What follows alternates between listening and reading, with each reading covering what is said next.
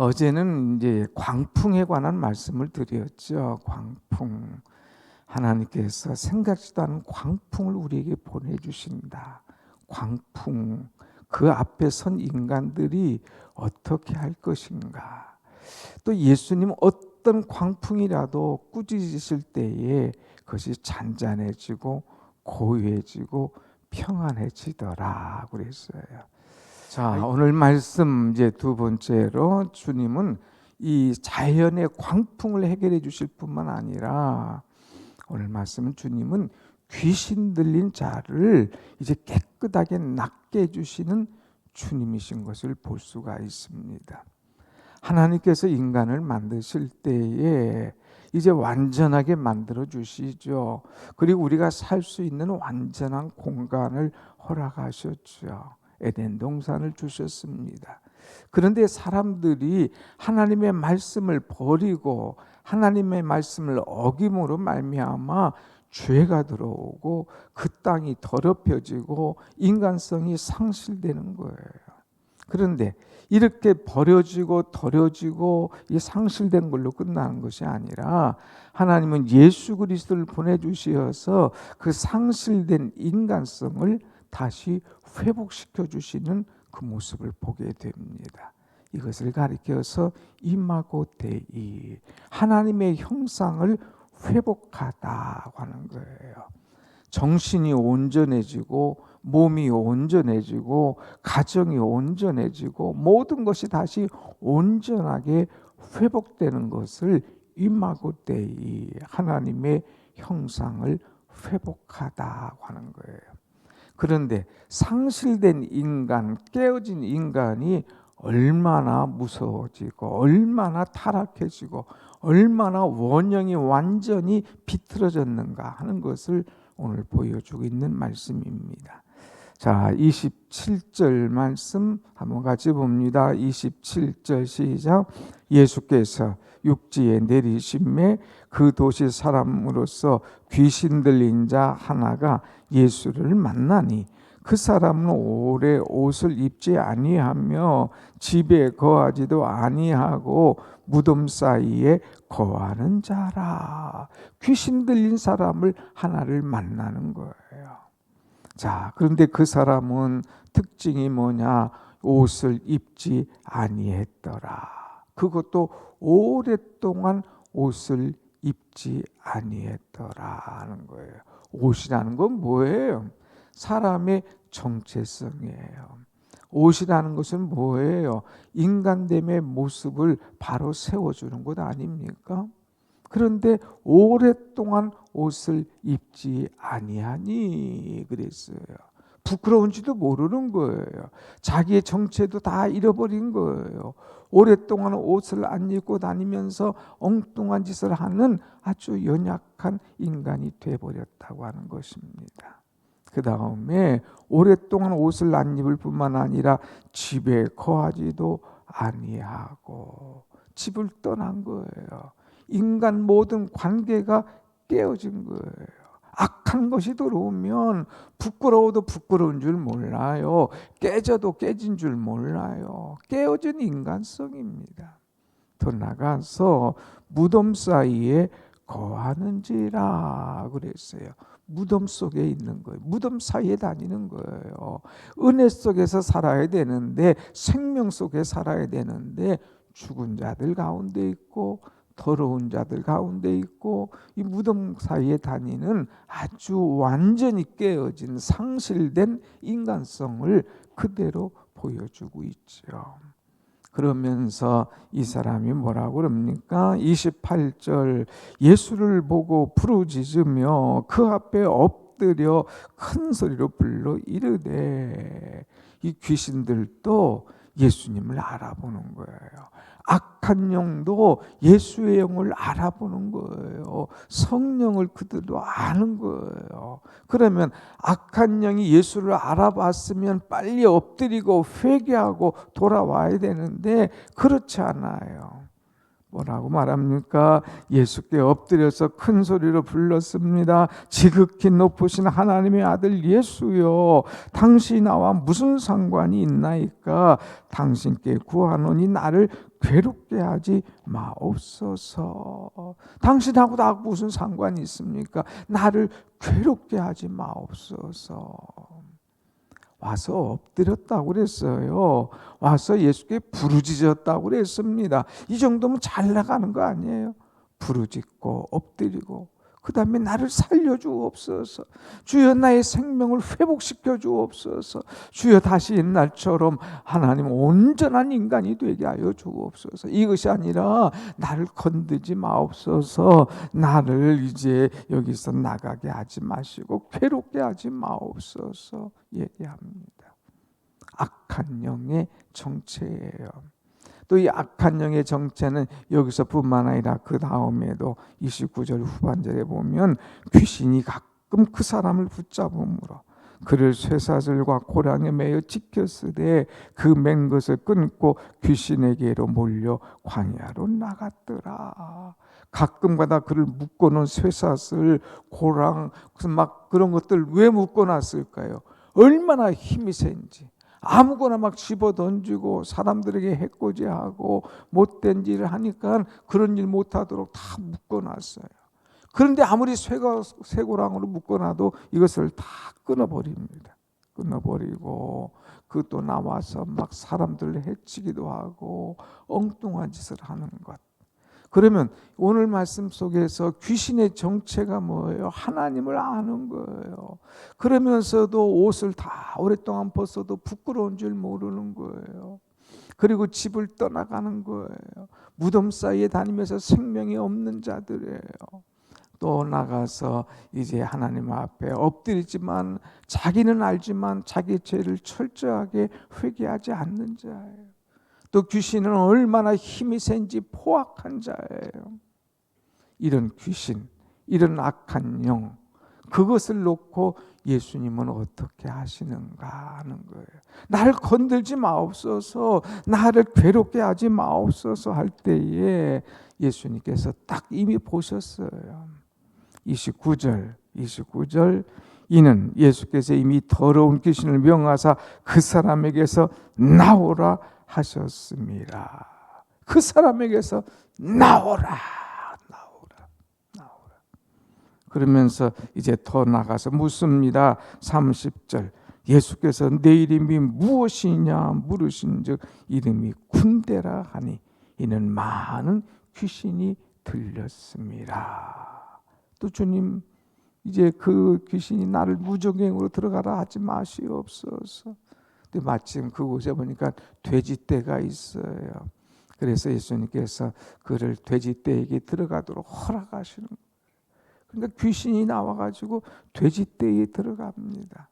막 갑자기 돼지가 귀신이 들려가지고 막 정신이 없어지니까 그 돼지떼가 산빌탈로 내려 들어가서 호수로 들어가서 막 다 몰살되는 그런 일이 일어나는 것이죠. 이 돼지떼의 주인은 갑자기 엄청난 재산이 날아갔으니까 난리를 쳤을 수 있을지 모르지만 하나님은 돼지떼 이런 것이 문제가 아니에요. 한 영혼을 살리는 것 이것이 중요하기 때문에 이제 내 정체가 뭐냐? 군대라. 이 군대 귀신 그것을 다 몰아내시는 주님인 것을 볼 수가 있습니다. 어떤 귀신이 들렸다 할지라도 얼마나 많은 숫자냐 이것이 중요한 거 아니에요. 예수의 이름 한 번에 예수님의 말씀 한 번에 예수님의 명령 한 번에 모든 귀신들이 깨끗하게 사라지고 이제 없어지는 줄로 믿습니다. 아멘. 중요한 건 두 가지예요. 귀신을 두려워하지 마라. 악한 것을 두려워하지 마라. 예수의 이름으로 그것을 쫓아내라. 이거 쫓아내라. 그런데 또 하나 깨달아야 될 것은 흉내내지 마라. 믿음도 없는데 전혀 거기에 대한 확신도 없는데 귀신아 나가라 그런다고 그 귀신이 나갈 것 같아요? 귀신을 물리치는 그 속에 있는 영을 귀신은 알아요. 여기 나한테 장난치네. 말로는 막 찬송도 하고 막 귀신아 나가라 소리 들으지만 매는 요만한 매 가지고 장난하는 거예요. 그러면 귀신에게 오히려 회꼬지를 당해요. 막 집어서 던지기도 하고 막 그냥 상하게도 하고 괴로운 거예요. 확신을 가져야 돼요. 예수에 대한 확신, 귀신을 쫓아내는 주님에 대한 믿음, 이걸 가지고 쫓아내야지 흉내낸다가는 괜히 어려움 당하는 거예요. 그러니까 여러분 기도할 때에 흉내내지 말고 예수의 이름이면, 주님의 능력이면 모든 것을 할 수 있다는 믿음, 확신을 가지고 담대함으로 귀신을 내쫓을 수 있는 그런 믿음의 여러분이 되시기를 축원합니다. 아멘. 아무튼 이 귀신이 예수님의 명령 한마디에 이제 물러갔어요. 그리고 돼지떼로 들어갔어요. 그리고 다 몰살되는 일이 일어납니다. 자, 그러면 아까 인간성을 상실한 그 귀신 들린 사람이 예수의 이름으로 다 이제 쫓겨나가게 될 때에 어떻게 회복되나? 35절 말씀 한번 같이 봅시다. 35절 시작. 사람들이 그 이루어진 일을 보러 나와서 예수께 이르러 귀신 나간 사람이 옷을 입고 정신이 온전하여 예수의 발치에 앉아 있는 것을 보고 두려워하거늘. 귀신 들린 사람이 옷을 입었더라. 아까는 뭐예요? 오랫동안 옷을 입지 않고 다녔어요. 부끄러운 줄 몰랐어요. 근데 다시 옷을 입었어요. 귀신 나간 사람이 부끄러운 거예요. 정신이 돌아오다 보니까 이제 예수님 만나서 새 생명 얻다 보니까 자신의 죄가 부끄러운 거예요. 자기 옷이 벗어진 것이 부끄러운 거예요. 그래서 다시 옷을 입었더라. 두 번째는 정신이 온전하여졌더라 그랬어요. 집인지 뭔지 모르고 다니던 사람, 무덤 사이로 헤매고 다니던 사람, 이 사람이 정신이 온전해졌다는 거예요. 세 번째는 그가 지금 어디에 있느냐?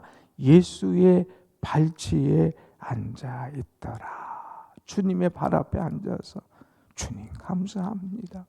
감사합니다. 악한 영이 들어왔을 때는 자기도 막 괴로운데 어쩔 수가 없었는데 예수님께서 귀신을 다 내쫓아 주셨을 때 얼마나 감사한지 그 무릎에 앞에 앉아서 주여 감사합니다는 감사와 고백과 찬송이 그것에 있는 것을 보게 됩니다. 여러분, 악한 영이 있는 사람과 온전한 사람의 차이가 뭔지를 알죠? 옷을 벗었느냐 입었느냐, 예수의 옷을 입었느냐 예수의 옷을 벗고 그냥 은혜 가운데 살지 않느냐는 거예요. 은혜 가운데 살면서 하나님의 집에 있느냐 하나님의 집을 떠나서 세상에 다니느냐 하는 거예요. 생명 가운데 서서 온전한 정신이냐 아니면 무덤 사이로 다니면서 예수가 없는 곳을 헤집고 다니느냐 이거예요. 우리는 어디에 있고 어떤 사람이냐 하는 거예요. 심지어는 36절 한번 같이 봅시다. 시작. 귀신 들렸던 자가 어떻게 구원받은지를 본 자들이 그들에게 이르매. 귀신만 나간 것이 아니라 구원의 은총이 그에게 임한 거예요. 주님께서 이제 내 이름이 뭐냐? 군대입니다. 나가라 하고 내보낸 다음에 주님께서 가만두셨겠어요? 그에게 구원의 은총을 베푸시죠. 그러니까 옷을 입고 온전해지고 예수의 발치에 앉아있고 그가 구원받았는 이 놀라운 것을 사람들이 본 거예요. 그래서 사람들이 막 두려워하고 어쩔 줄 몰라. 근데 예수님께서 그에게 주신 사명이 하나 있어요. 그냥 낫고 좋다고 끝나면 아니다 이거예요. 할 일이 있다 이거예요. 그게 뭐냐? 39절 다 같이 39절 시작. 집으로 돌아가 하나님이 내게 어떻게 큰 일을 행하셨는지를 말하라 하시니 그가 가서 예수께서 자기에게 어떻게 큰 일을 행하셨는지를 온 성내에 전파하니라. 아멘. 구원받은 자가 어떡할 거냐? 병 나은 자가 어떡할 거냐? 치료받은 자가 어떡할 거냐? 하나님을 증거하라 이거예요. 너 집으로 가. 그래서 하나님이 내게 어떻게 큰 일을 행하셨는가 이것을 너 나가서 전하라. 그것을 말해라 그랬어요. 그때 이 사람이 거기에 있지 않고 나갔어요. 그래서 예수님께서 나에게 어떻게 큰 일을 행하셨는지 온 성내 다니면서 전파하는 거예요. 이것이 복음이에요. 이것이 사명이에요. 이것이 전도예요. 사랑하는 여러분, 하나님께서 내게 구원의 은총을 베푸신 것, 하나님께서 나를 임하고 내이 다시 하나님의 형상으로 회복하게 해주신 것, 이것이 너무나 감사한데 혼자만 그냥 가만히 있지 말고 내게 은혜 주신 하나님, 나를 만나 주신 하나님, 나를 찾아오셔서 회복시켜 주신 하나님, 그 하나님을 마음껏 전할 수 있는 은혜 있는 여러분들이 되시기를 축원합니다. 아멘. 가만히 보면 요새 우리 교회 가족들이 이 전도를 많이 하잖아요. 새 가족이 새 가족을 전도해. 야, 내가 교회 갔더니 오늘 말씀 들었더니 이런 은혜가 왔더라 하면서 만남을 전하는 거예요. 그러니까 또 새 가족이 새 가족을 데려오는 이 은혜가 있는데, 안타까운 것은 오래 믿은 자들은 전도가 없어요. 신앙생활 오래 했는데 말씀을 외치지 않나요? 이것이 안타깝죠. 여러분, 내가 만난 예수님, 내게 오셔서 내 인간성을 다시금 회복시켜 주신 예수님, 내게 구원의 옷을 입혀주신 예수님, 내가 세상을 쫓지 않고 온전한 정신으로 주님을 쫓게 하신 예수님, 나에게 정말 새 생명을 주시고 구원의 은총을 주신 예수님, 보라 내가 이렇게 변화했노라 하고 마음껏 자신 있게 확신 있게 예수님을 전할 수 있는 여러분의 아름다운 신앙 되시기를 축원합니다. 아멘. 기도하십시다. 은혜로우신 하나님,